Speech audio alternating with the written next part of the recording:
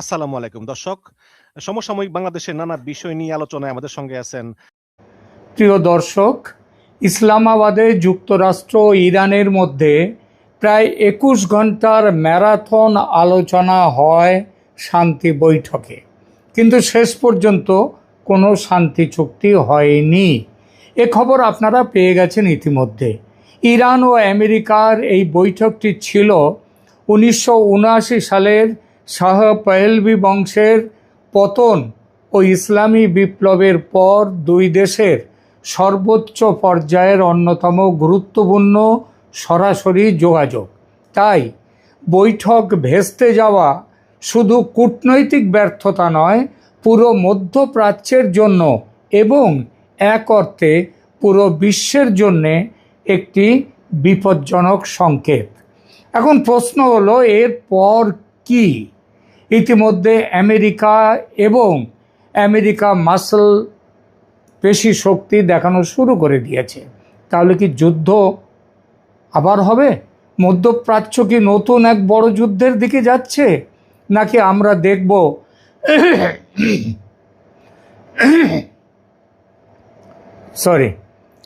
আমরা দেখব আরও জটিল, দীর্ঘমেয়াদী ছায়া যুদ্ধের আর এক নতুন অধ্যায়? আমার মতে এখনই সব শেষ হয়ে গেছে এই ধরনের সিদ্ধান্তে যাওয়া ঠিক হবে না। কারণ আলোচনায় ভাঙন মানেই সঙ্গে সঙ্গে পূর্ণাঙ্গ যুদ্ধ শুরু হওয়া নয়। কিন্তু এটাও সত্য যে শান্তির জানালা, যেটা অনেক আশা জাগিয়ে খুলে গিয়েছিল ৮ তারিখে, ৭-৮ এপ্রিলে, সেটা এখন অনেকটাই ছোট্ট হয়ে গেল, সরু হয়ে গেল। এই যে শান্তি বৈঠকের ব্যর্থতা, এর পেছনে প্রধান বিরোধের জায়গা ছিল ইরানের পারমাণবিক কর্মসূচি, যুক্তরাষ্ট্রের শর্ত, হরমুজ প্রণালীর নিরাপত্তা এবং আঞ্চলিক সংঘাতের বড় প্রশ্নগুলো। যুক্তরাষ্ট্রের ভাইস প্রেসিডেন্ট জেডি ভান্স এই বৈঠক ভেঙে যাওয়ার পরে বলেছেন, ইরান ওয়াশিংটনের শর্ত মানেনি। অন্যদিকে তেহরান বলছে এক বৈঠকেই চুক্তি হবে এমন প্রত্যাশা তাদেরও ছিল না। ইরান তাদের ইউরেনিয়াম ভান্ডারের মালিকানা ছেড়ে দিতে চায়নি। এখানেই আসল বিষয়টি লুকিয়ে আছে। দুই পক্ষ শুধু একটি যুদ্ধ থামানোর চেষ্টা করছিল না, তারা আসলে ভবিষ্যৎ আঞ্চলিক শক্তির ভারসাম্য, প্রভাব বলয়, জ্বালানি রুট এবং সামরিক প্রতিরোধের নতুন নিয়ম নিয়ে দর কষাকষি করছিল, মানে দড়ি টানাটানি করছিল। মধ্যপ্রাচ্যে আগামীতে কি হতে পারে তা বুঝতে হলে আমাদের 3টি সম্ভাব্য দৃশ্যপট মাথায় রাখতে হবে। প্রথমত, সীমিত সামরিক চাপ ও পাল্টা চাপ দুপক্ষ থেকেই। দ্বিতীয়ত, প্রক্সি ফ্রন্টে আগুন। তৃতীয়ত, কূটনৈতিক দরজা খোলা রেখে নিয়ন্ত্রিত লড়াই বা সংঘর্ষ, যাকে বলা যায় খুচরো ধরনের লড়াই। প্রথম দৃশ্যপটটা হলো সীমিত সামরিক চাপ, সীমিত কিন্তু ধারাবাহিক উত্তেজনা বজায় রাখা। অর্থাৎ বড় ধরনের একদিনের ধাক্কা না দিয়ে মিসাইল, ড্রোন, নৌবাহিনীর চাপ, সাইবার হামলা এবং আঞ্চলিক ঘাঁটিতে চাপ, এই মডেলের দিকে আগামীর যুদ্ধ পরিস্থিতি গড়াতে পারে।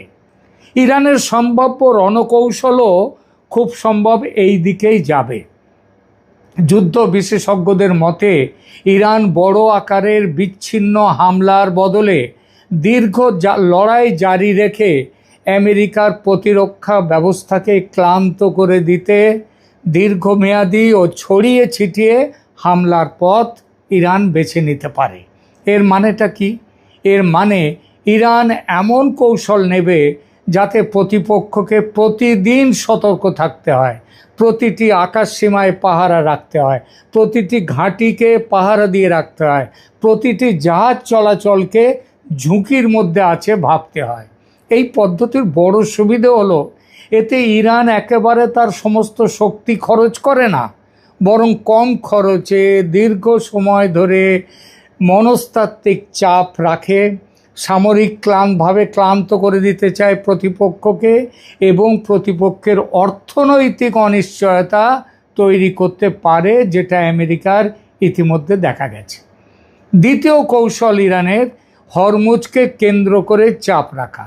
রয়টার্স ও অন্যান্য সংবাদ মাধ্যমের রিপোর্টে দেখা যাচ্ছে হরমুজ প্রণালী এখন এই সংঘাতের কেন্দ্রীয় কৌশলগত যে বিষয় তার একটি কারণ।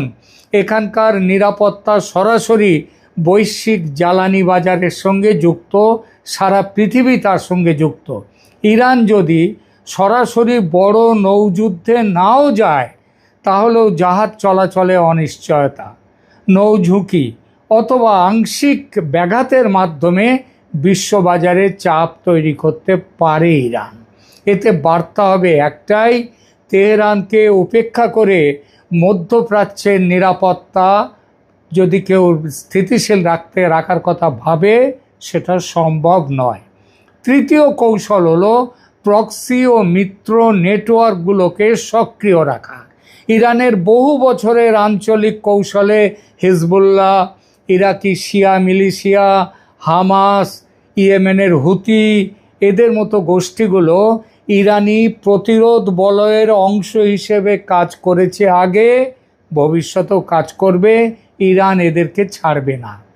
এই নেটওয়ার্কগুলোর উদ্দেশ্য শুধু হামলা চালানো নয়, মূল উদ্দেশ্য হলো যুদ্ধকে এক ফ্রন্টে সীমাবদ্ধ না রেখে বহু ফ্রন্টে ছড়িয়ে দেয়া, যাতে প্রতিপক্ষ তার সামরিক মনোযোগ ও সম্পদ ছড়িয়ে দিতে বাধ্য হয়।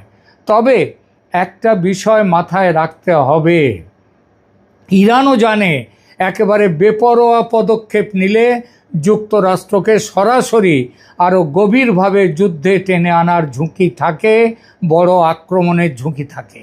তাই তেহরানের কৌশল হচ্ছে বেঁচে থাকা এবং চাপ ধরে রাখা, কিন্তু এমন সীমা না পেরোনো যাতে আমেরিকার দিক থেকে বড় সর্বাত্মক ধরনের আঘাত নেমে আসে। এখন আসি সবচেয়ে গুরুত্বপূর্ণ প্রশ্নে, আমেরিকা কি অল আউট লড়াইয়ে নামবে? বিশেষ করে আমেরিকার ভেতরে যখন এই যুদ্ধের বিরুদ্ধে একটা বিরাট জন প্রতিরোধ সেখানটায় গড়ে উঠেছে, এটা এক নম্বর। দ্বিতীয়ত, আমেরিকার অর্থনৈতিক হাল দীর্ঘযুদ্ধের পক্ষে মজবুত নয়। সুতরাং সোজা উত্তর হলো তাৎক্ষণিকভাবে পূর্ণাঙ্গ স্থলযুদ্ধের সম্ভাবনা কম, কিন্তু আমেরিকার পক্ষ থেকে সামরিক প্রস্তুতি ও চাপ বাড়ানোর সম্ভাবনা আছেই। ভয় দেখানো, ফোঁস করা, ছোবল মারুক আর না মারুক। রয়টার্স জানাচ্ছে পেন্টাগন মধ্যপ্রাচ্যে হাজার হাজার অতিরিক্ত সেনা পাঠানোর কথা বিবেচনা করছে, এখনো সিদ্ধান্ত নেয়নি, যার মধ্যে 82তম এয়ারবর্ন ডিভিশনের 3000 থেকে 4000 সেনাও থাকতে পারে। এর আগে আরও মেরিন নৌ উপস্থিতি এবং একটি অ্যাম্ফিবিয়াস অ্যাসাল্ট শিপ, সেটা আমেরিকা পাঠিয়েছে এই অঞ্চলে। এই মোতায়েনের উদ্দেশ্য একাধিক। এটি সরাসরি হামলার প্রস্তুতি হতে পারে, আবার আলোচনার টেবিলে চাপ বাড়াবার জন্য সামরিক ব্যাকড্রপ হিসেবেও ব্যবহার হতে পারে। আমেরিকার জন্য সমস্যা হলো মধ্যপ্রাচ্যে আরেকটি দীর্ঘস্থায়ী যুদ্ধ রাজনৈতিক, সামরিক এবং অর্থনৈতিক তিন দিক থেকেই আমেরিকার পক্ষে ব্যয়বহুল। আমেরিকা তৈরি নয় এজন্য। রয়টার্সের প্রতিবেদনে এমনও উঠে এসেছে যে স্থল যুদ্ধে যাওয়ার বিকল্পটি আলোচনা হলেও তা ঝুঁকি বহুগুণ বাড়িয়ে দেবে। তাই ওয়াশিংটনের সম্ভাব্য পথ হতে পারে এই রকম: পূর্ণাঙ্গ আগ্রাসন নয়, বরং বিমান ও নৌবাহিনী দিয়ে চাপ সৃষ্টি, নিষেধাজ্ঞা, স্যাংশন দেয়া, আঞ্চলিক ঘাঁটি সুরক্ষা, বন্ধু আরব মিত্রদের সহায়তা করা এবং প্রয়োজনে সীমিত আঘাত। এই সঙ্গে সব কিছু মিলিয়ে অনেকটা সেই blow hot and blow cold. America all out war শুরু না করলেও এমন এক যুদ্ধ কাঠামো তৈরি রাখতে পারে যেখানে ইরানের ওপর চাপ অব্যাহত থাকবে এবং ইরানও অল আউট রেসপন্স না দিয়েও প্রতিদিনের হিসাব বদলে দিতে পারে। এখানেই মধ্যপ্রাচ্যের ভবিষ্যৎ কিন্তু আরও বিপজ্জনক। কারণ বড় যুদ্ধ অনেক সময় ঘোষণা দিয়ে শুরু হয় না, ছোট ছোট পদক্ষেপ, ভুল হিসাব, প্রতিশোধ, পাল্টা প্রতিশোধ, এইসবের স্তূপ থেকে হঠাৎ করে বড় বিস্ফোরণ তৈরি হয়ে যায়। ইসলামাবাদ বৈঠক ভেস্তে যাওয়ার পর পাকিস্তান মধ্যস্থতা চালিয়ে যেতে চায় এমন ইঙ্গিত বিভিন্ন রিপোর্টে এসেছে। এমন রিপোর্টে এসেছে পাকিস্তান ছাড়া অন্য কোনো নিরপেক্ষ দেশে, যেমন ভারতে, আবার শান্তি বৈঠক করা ভারত যদিও রাজি হচ্ছে না। ইতিমধ্যে ইসরায়েল ও লেবানন সরকারের মধ্যে বৈঠকের কথাও চলছে।